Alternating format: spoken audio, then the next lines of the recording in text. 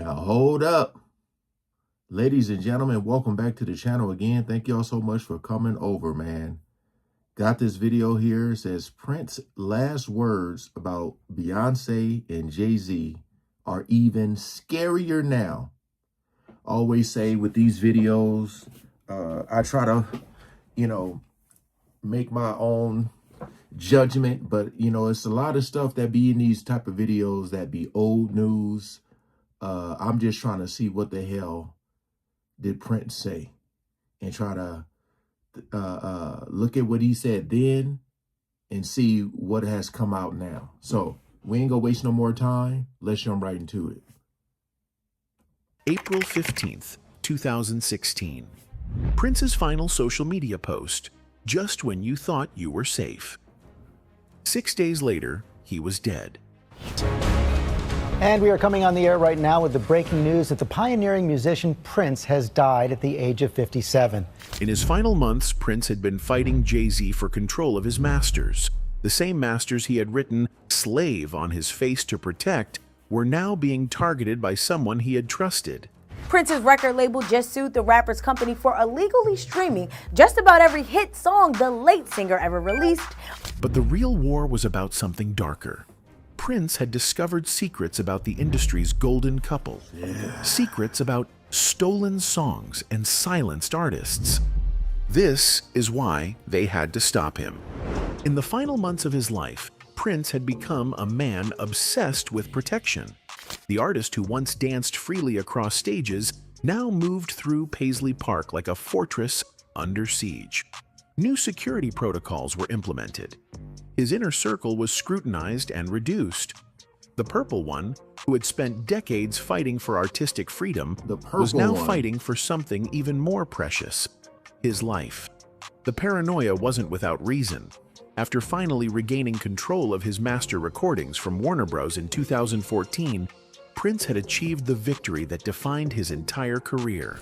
Those masters represented more than music. They were his legacy, his children's inheritance, his proof that an artist could defeat the machine that sought to own them.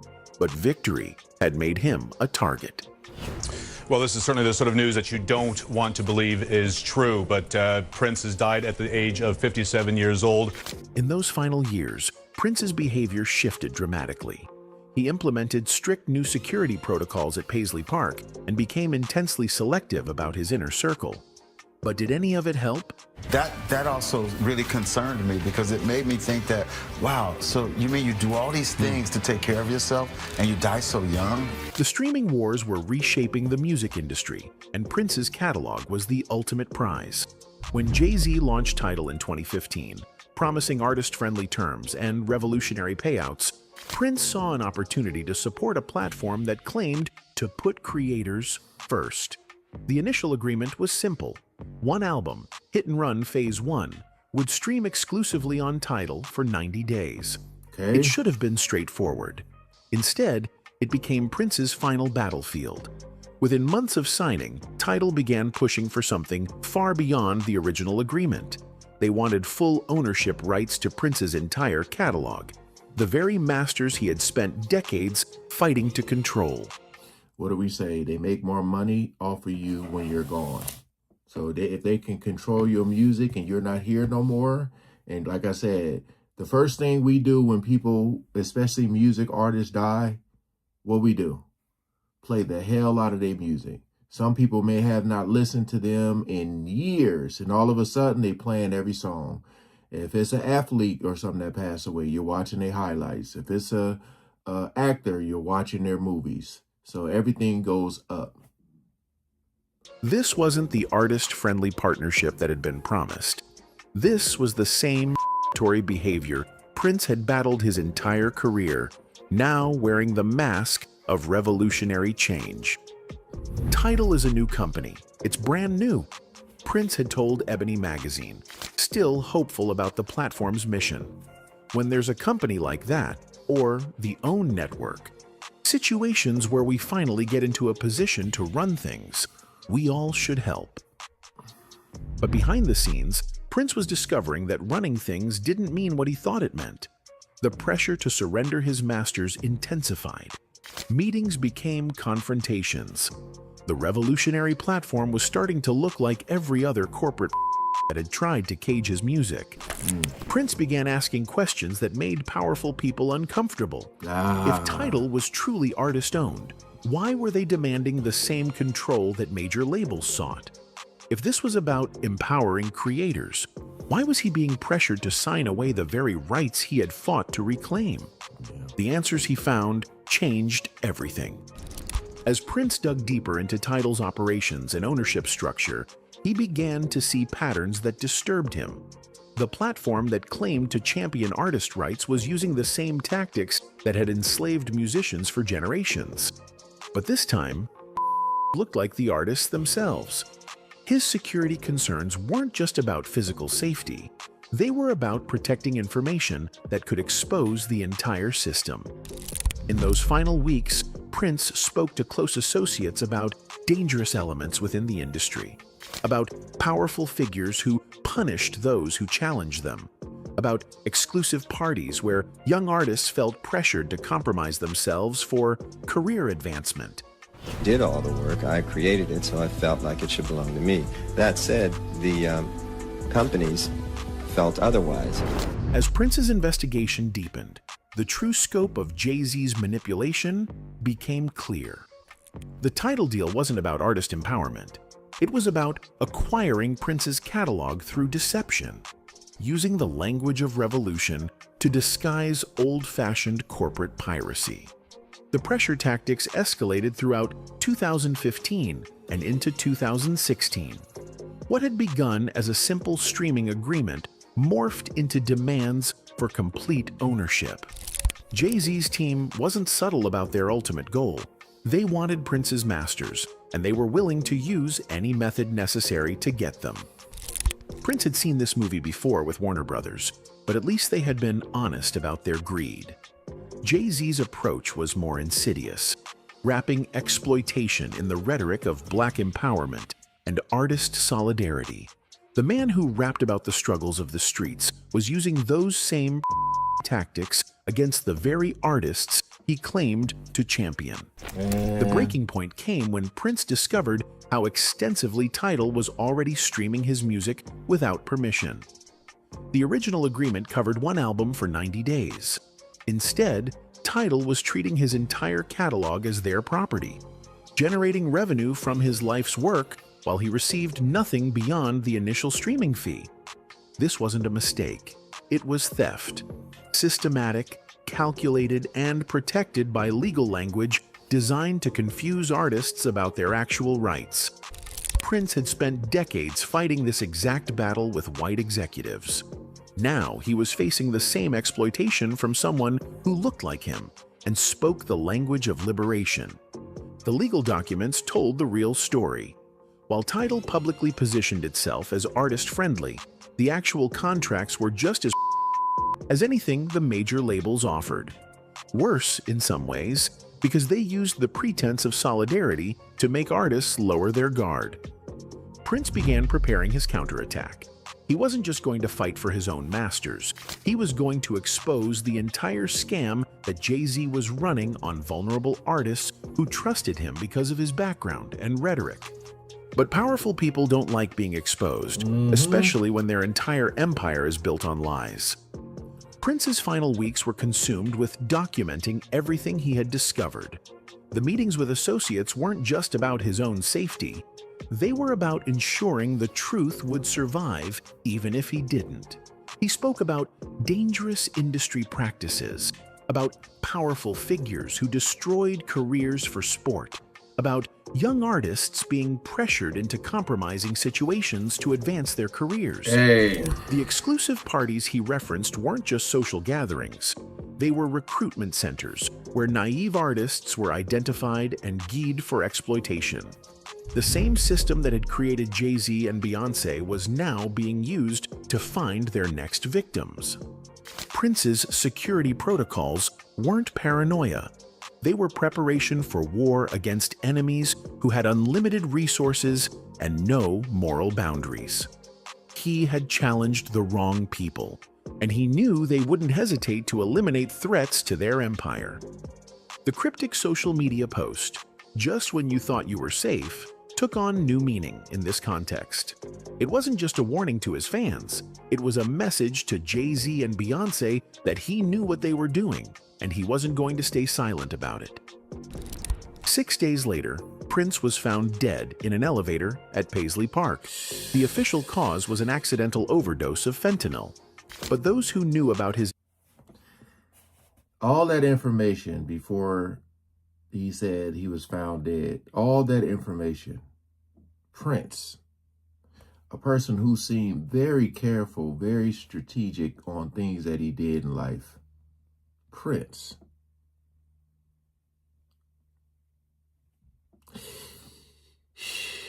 Investigation understood the timing was too convenient to be coincidental. One time when I was with him privately, he said, "You know what the elevator is, right?" No. I said, "No, what's the elevator?" He said, "Well, the elevator is the devil." Jay-Z's response came 1 month after Prince's death through his lyrics. Prince left his masters where they are safe and sound. We are never gonna let the elevator take him down. Framed as tribute, many heard it as something else entirely. A victory lap from someone who had eliminated a threat to their empire. The fact that Jay-Z specifically referenced the elevator where Prince died wasn't accidental. It was a message to anyone else who might consider exposing their operation. Prince's death didn't end the title controversy. It eliminated the only person powerful enough to expose it. Within months of his passing, the true scope of Jay-Z's catalog acquisition strategy became clear as Prince's estate was forced into legal battles they were never prepared for. The estate's lawsuit against Roc Nation revealed the extent of Tidal's unauthorized streaming. What should have been a simple case of contract violation became a years-long legal nightmare that drained resources and energy from preserving Prince's actual legacy. This wasn't coincidence. It was strategy. By tying up Prince's estate in litigation, Jay-Z's team effectively silenced any investigation into their business practices. The family was too busy fighting for basic rights to expose the larger conspiracy that had led to Prince's death. The pattern extended far beyond Prince's catalog, and Prince had actually been warning fellow artists about it all along. In an interview, Prince mentioned offering to teach Beyoncé piano, expressing surprise that she knew about music. Much that I was really curious as to how much she knew musically, and I was trying to show her some chords on the piano and help her to respect the fact that if she learns piano a la Aretha Franklin and Ray Charles and things like that, I mean, the sky's the limit as to what she could do. On the surface, this might seem like an innocent comment, but Prince, known for his meticulous choice of words, knew the impact of his statements. Prince's comment wasn't just about Beyoncé's knowledge of music, it was about the authenticity of her talent. Prince, a self-taught musical genius who produced, composed, and played all his songs, hinted that Beyoncé's success was more about her looks and connections rather than genuine musical talent. This is a sharp contrast to Prince's own journey, where he honed his skills through sheer dedication and hard work. But Prince's subtle critiques didn't end there. In a 1998 interview, he spoke about the overuse of sampling in modern music, a practice he believed undermined originality. You know, I am a musician. I don't sample, you know. It's not Memorex. I go on stage and my microphone is on. This was another indirect diss towards Beyoncé, who, along with Jay-Z, is known for heavily sampling other artists' work. One notable example is Beyoncé's hit Crazy in Love, which features extensive sampling. While sampling can be a creative tool, Prince saw it as a lack of originality, especially when artists don't properly credit the original creators. This criticism was echoed when Kellis called out Beyoncé and Pharrell Williams for sampling her music without permission on the Renaissance album. In several posts uploaded to social media in 2022, Kellis pointed out that Bey's Renaissance song, Energy, contained pieces of her 2003 hit Milkshake, and maintained she was never asked for permission. My mind is blown too because the level of disrespect and utter ignorance of all three parties involved is astounding, she wrote. I heard about this the same way everyone else did. Nothing is ever as it's... So when people be calling them out, do they even respond, or do their response come from their team? Because like I said, it's been a lot said about the two of them, and it just seems like they just are told not to say nothing. It'll fade away. Seems. Some of the people in this business have no soul or integrity, and they have everyone fooled. The issue of not crediting original artists has been a recurring theme in Beyoncé's career. Beyond sampling, Beyoncé has faced accusations of taking inspiration from other artists without giving due credit. She has been accused of copying dance moves, outfits, and even music videos. First, there was Beyoncé's hit song, If I Were a Boy. Some people allege that she stole this song. This #1 ballad from Beyoncé's I Am, Sasha Fierce, was written by BC Jean, who was inspired by the idea after a recent breakup. After writing the song with producer Toby Gad, she started shopping the song to labels as her lead single. However, once Beyoncé's team got a sniff of it, they decided to let Ms. Carter record her own version. BC was credited as the songwriter, which was bizarre to her considering she didn't intend for anyone else to sing the song. It's an amazing compliment, but I was like, that's great, but it's going to be on my album, she said in 2011. And it can be on my album too. I just didn't realize how it worked. Sounds like someone was taken for a ride. However, BC later clarified that the internet exaggerated claims that her song was stolen. As if that's not enough, Bey allegedly stole Baby Boy from a struggling singer-songwriter. Back in 2003, artist Jennifer Armour sent a demo of her song, Got a Little Bit of Love for You, to Beyoncé's record label, Columbia Records. A few months later, she heard Baby Boy on the radio and thought the song sounded awfully familiar. She filed a lawsuit, but ultimately lost because she couldn't prove to the judge that Bey... See what I'm saying? This is exactly what I'm talking about. You can't win.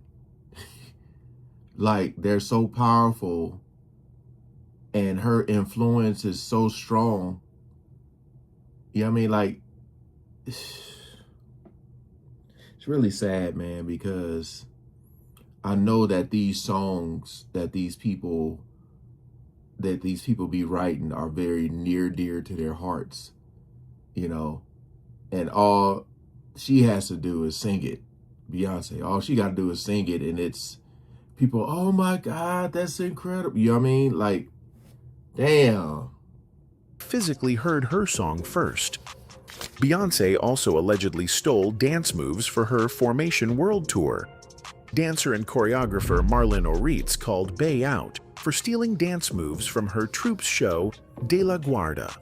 She took her grievances to social media, where she wrote in a lengthy Instagram post that, while inspiration is nice, she and her struggling colleagues would at least like a little credit. Beyoncé, you have the nerve to steal exact concepts and choreography from other real creative geniuses. You stole from Breaking Surface. You stole the stomping from De La Guarda. Fuerza Bruta. It's okay to be inspired, but at least make the effort to make it your own.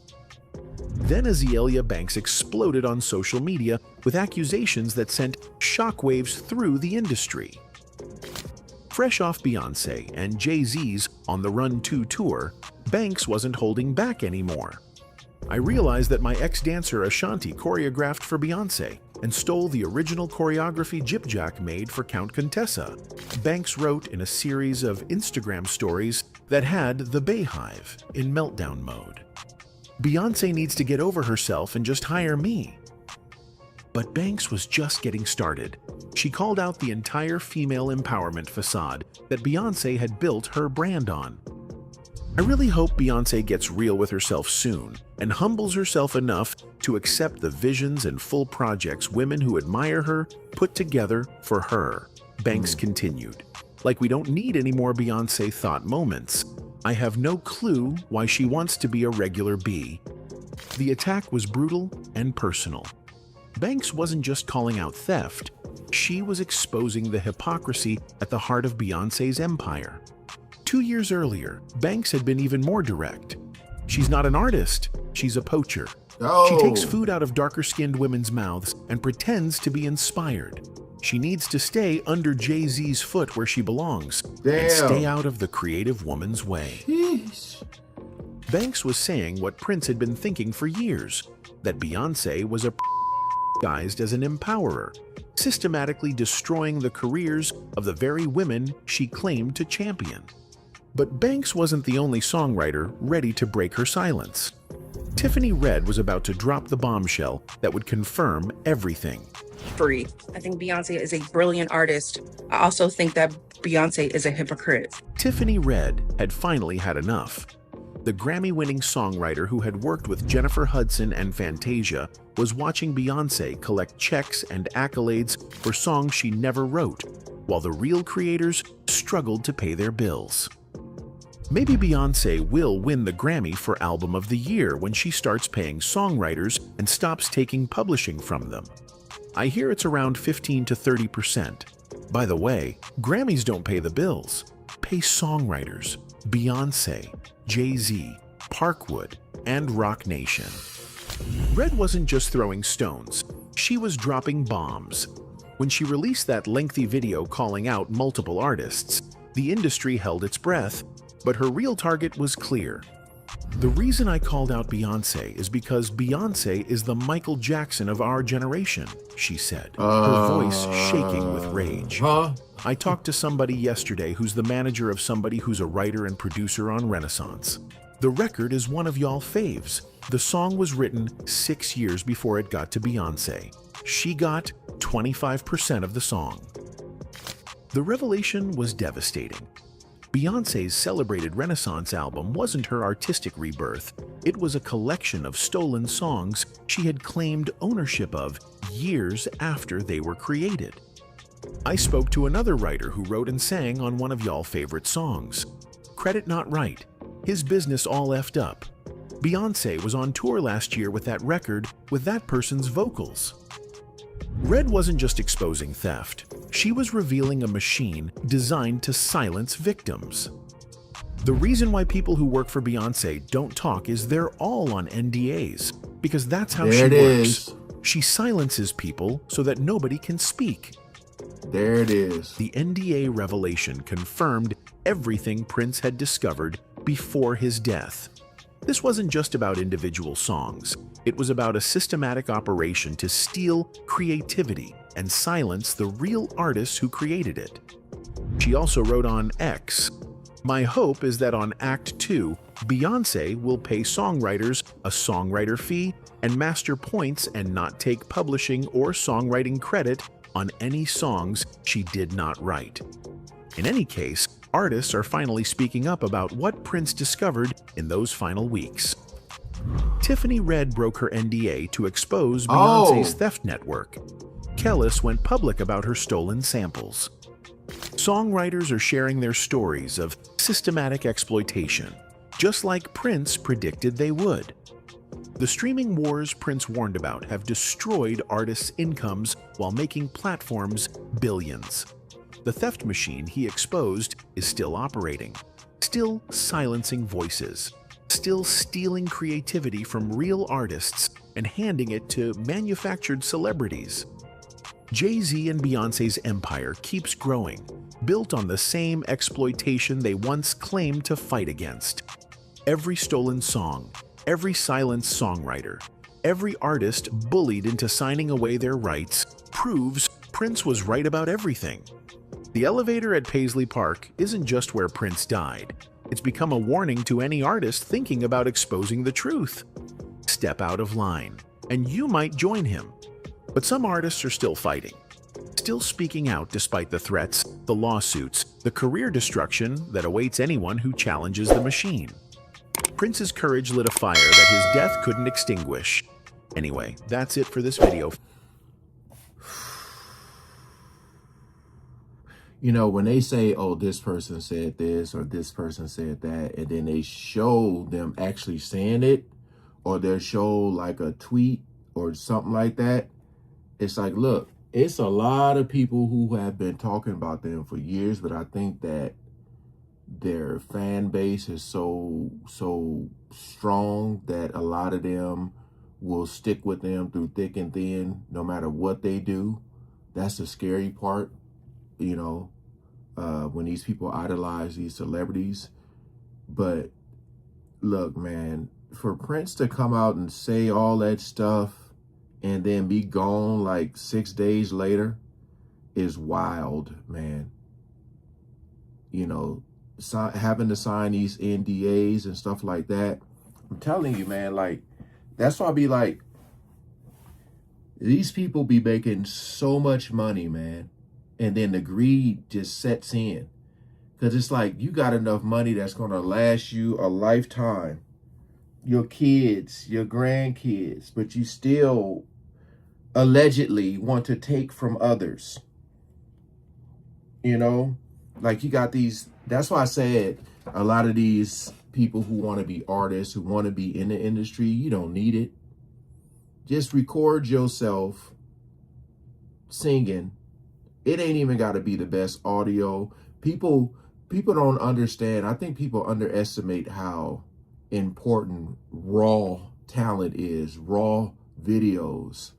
You know, you don't need the best of the best. Just be yourself, be real. And, you know, people will appreciate that. How many artists have you seen that started off from nothing and now you can't even recognize them, you know? Hey, appreciate y'all coming over and watching, man. This is a lot. It's a lot. It's a lot that's starting to come out. And like I said, these old videos are very important because it was stuff that we probably missed. Appreciate y'all. Please like, share, comment, and subscribe. Peace out.